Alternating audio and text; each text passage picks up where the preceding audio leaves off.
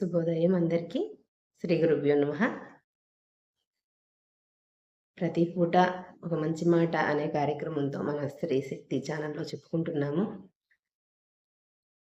ఈరోజు మనం మన పిల్లల గురించి మాట్లాడుకుంటున్నాము.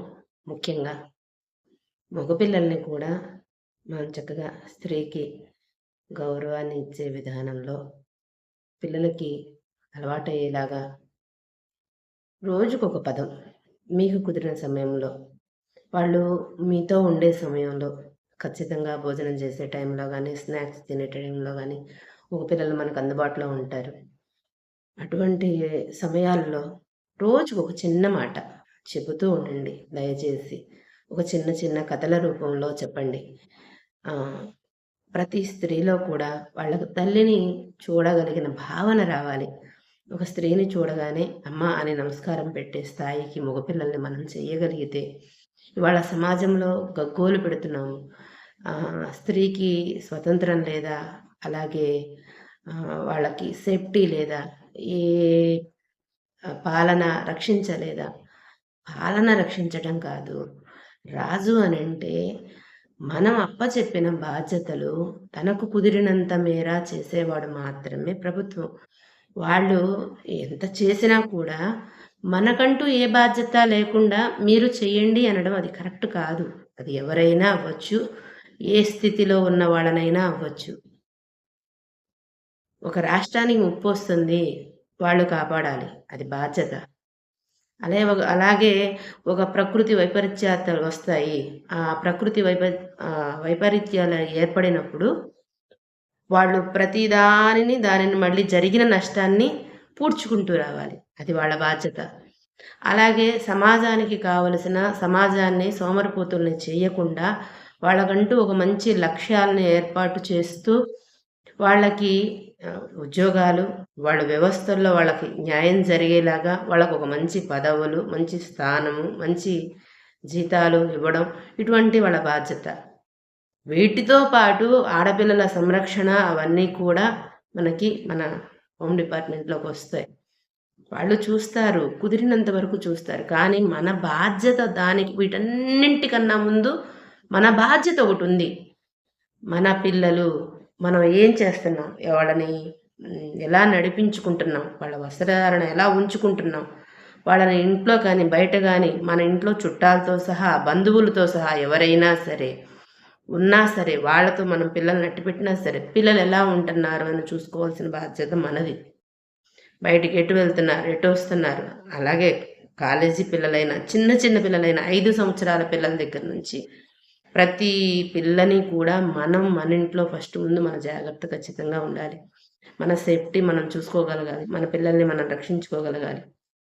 ప్రతిరోజు ప్రతి ఒక్కరూ కూడా పిల్లలతో టైం స్పెండ్ చేయండి. అలాగే మగపిల్లలకు కూడా ముందు చిన్నప్పటి నుంచి ఈ సంస్కారాన్ని అలవాటు చేయండి. వాళ్ళకి కూడా మన రామాయణంలో అన్నదమ్ములు ఎలా ఉన్నారు, తండ్రి కోసం కొడుకు ఎలా ఉన్నాడు, అలాగే తల్లిదండ్రి కోసం భార్య కోసం భర్త ఎలా నిలబడ్డాడు, ఇలా అన్నీ కూడా మన రామాయణంలో మన పెద్దవాళ్ళు ఆచరించి చూపించారు. ఇది ఖచ్చితంగా అవసరం సమాజానికి. దయచేసి అందరూ కూడా ఆలోచిస్తారని ప్రతిరోజు మీతో మేము పంచుకుంటున్నాము.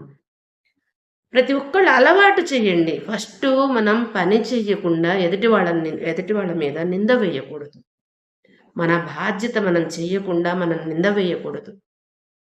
సమాజంలో ఇవి జరుగుతున్నాయి అంటే దీనికి జరిగిన కారణం చూస్తున్నారు, కానీ జరగక ముందు మన పక్క నుంచి ఏం డ్యామేజ్ జరిగింది, మన పక్క నుంచి మనం ఏం చేయలేకపోయాం, ఏం చేయలేకపోతే ఇది జరిగింది అనేది ఆలోచించట్లా. ఇది ప్రతి ఒక్కళ్ళు కూడా ఆలోచిస్తే, ప్రతి ఒక్కళ్ళు ఎవరి బాధ్యత వాళ్ళు తీసుకుంటే చాలా వరకు రానున్న రోజుల్లో ఇటువంటి ఆలోచనలు ఎదుటి వాళ్ళల్లో కలగకుండా ఉంటాయి. అలాగే పిల్లలు కూడా ఓ చక్కటి మార్గదర్శనంలో వెళుతూ ఉంటారు. వాళ్ళకి కూడా మంచి బుద్ధిని మీరు ఇచ్చిన వాళ్ళు అవుతారు. మగపిల్లలకు కానీ ఆడపిల్లలకు కానీ, ఆడపిల్లలకి కట్టుబొట్టు ఖచ్చితమైన వాళ్ళ విధానాలు మాత్రం ఖచ్చితంగా దయచేసి ఆలోచించి మార్చండి. మీలో ఏమైనా లోపాలు ఉన్నాయా, మాలో ఏమైనా లోపాలు ఉన్నాయా అని చూసుకుంటూ కూర్చుంటే మనకు పనులు జరగవు. దయచేసి అర్థం చేసుకోండి. ఇవి లోపాలు కాదు, ప్రతి ఒక్కళ్ళకి సహజంగా ఉండే లక్షణాలు. అందరం ఉంటున్నాం కదా! మనం కూడా ఇలా ఉంటే సరదాగా ఏం తప్పుంది అని అనుకుంటాం. సరదా మాత్రాన తప్పేమీ ఉండదు.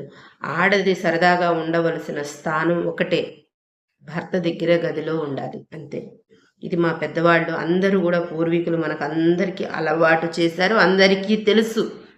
వస్త్రధారణ గాని, కట్టు, బొట్టు అలాగే సరదాగా ఉండే విధానం, మనం అలంకరించుకునే విధానం, మన స్వేచ్ఛ, స్వతంత్రం ఒక్క గదిలో మాత్రమే మనకిచ్చారు. అది భర్తతో ఉండే విధానంలో మాత్రమే.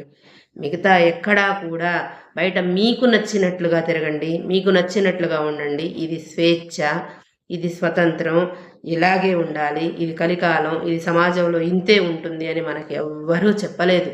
ఎప్పుడూ కూడా మనం శాస్త్రం, మన పూర్వీకులు, మన పెద్దవాళ్ళు, మన ఋషులు మనకు చెప్పింది మాత్రమే ప్రమాణం. ఒకదానిలో నిజమైనది ఇంకో దానిలో నిజం కాకుండా ఉండదు కదా! మన వేదాలు మనకెంత ప్రమాణమో, మన సనాతన ధర్మం, మన హిందూ, హైందవ ధర్మం ఇయన్నీ మనం చెప్పుకుంటున్నాం కదా! వాటి కోసం మనం అనేక రకాల పోస్టులు పెడుతున్నాం, అనేక రకాల వీడియోలు చేస్తున్నాం, అనేక రకాలుగా ఆలోచిస్తున్నాం కదా! మరి వాటి గురించి ఆలోచించినప్పుడు ముందు ఇంట్లో గురించి మనం ఎందుకు ఆలోచించకూడదు? ప్రతి ఒక్కళ్ళం మన ఇంట్లో గురించి మనం ఆలోచించాలి. మన ఇంట గెలిచి రచ్చ గెలవాలి. మనకి ప్రతీదీ కూడా మనకు ఒక విధానమే కదా! మనకొక మార్గదర్శనం ఉంది కదా! ఫస్ట్ మన ఇంట్లో నుంచి మనం చేసుకుంటూ ఇలా ఎవరికి వాళ్ళు బాధ్యత తీసుకుంటే చాలా చిన్న పని కదా ఇది.